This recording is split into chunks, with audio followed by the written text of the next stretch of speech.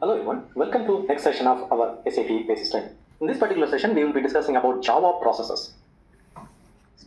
As you can see here, we have three layers of our SAP R3, presentation layer, and application layer, and database layer. Here we will see in the Java perspective how these layers are going to work. In general, the web browser is the presentation layer for Java perspective. So a web browser using a HTTP request, a Java request can be raised to your SAP systems. Basically, this is an interface for your application server Java. So whenever there is a web request is being created, there is a Java request being created, that request will be directly sent to the Java dispatcher. Similar to ABAP dispatcher, we also have Java dispatcher. The dispatcher will forward the process request to the server process. You can see the main difference between our ABAP application server and Java application server. Here we have one server process. Server process basically a multi-threaded process which can process more than one request. In ABAP, it's a different case. You have work process. The work process can handle one work process at a time. That means one process at a time. Here we assign one server process. This server process is multi-threaded.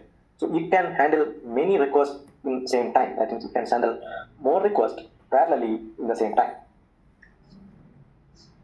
So whenever there is a request comes from the end user or from the web browser, the dispatcher will dispatch the request to the server process. And the dispatcher and the server is together called node. Generally, we call this node in Java. In general, all Java process, including the database schema, it's called Java cluster.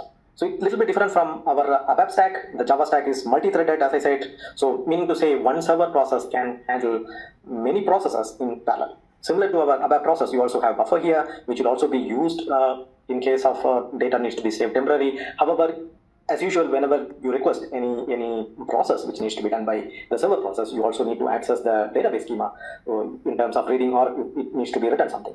These connections can be connected parallelly, that means multiple times the Java schema of the database via DB pool. Once the process is completed, then the processing result will be given back or dispatched to the web browser through the Java dispatcher. This is similar to our ABAP stack. As I said, similar to ABAP stack, we also have buffer. This will help you to speed up the user request. That means the data which is often used in the processing will be saved in the buffer. Once the data is not available in the buffer, then we will be requesting the database for the specific data. Next, let us see a simple method how the Java is processing a specific request. Let's assume you have a web request coming from the end user for the Java web process. In Java web process, you have different categories. You have manager as well as the services. So let's assume it's a HTTP request. Then the dispatcher will receive the request. So with the help of the cluster manager, this HTTP provider service will provide the specific service that will be given to the server. Then that will be given to web container. Let's assume this is some web request which needs to be processed, or this specific request also can have EJB beans in case, let's say, that means in case if this web request have some EJB beans, then it can be processed by EJB, or it could be also a servlets or a JSP application which could be processed in this specific stage where web container could be able to take that kind of requests.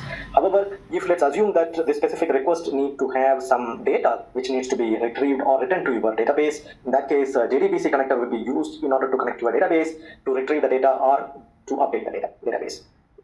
Of course, the similar way, we will also see whether the specific data which we are trying to retrieve from the database is already available. Then this process also will be taken care by JDBC connection services.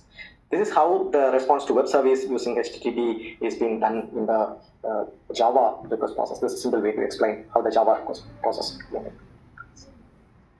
SAP introduced OpenSQL for Java for the developer to make the application supported by all database as well as the Java program can become portable, and it can run with all the database whichever you are going to use these particular applications. To make it easy, SAP used the OpenSQL in order to increase the performance, as well as you can use OpenSQL in order to identify some issues during your programmings. And the OpenSQL also use JV Enterprise Java Bean as well as JDO Java Data Objects. If developer use native SQL in programs, then as you know, this is a similar case in ABAP, you will lose the portability of the application which you are developing, and this could not be used with other database. And since you will not be also you will be able to use the buffering technologies and table buffering, which is already available, built-in function available in SAP.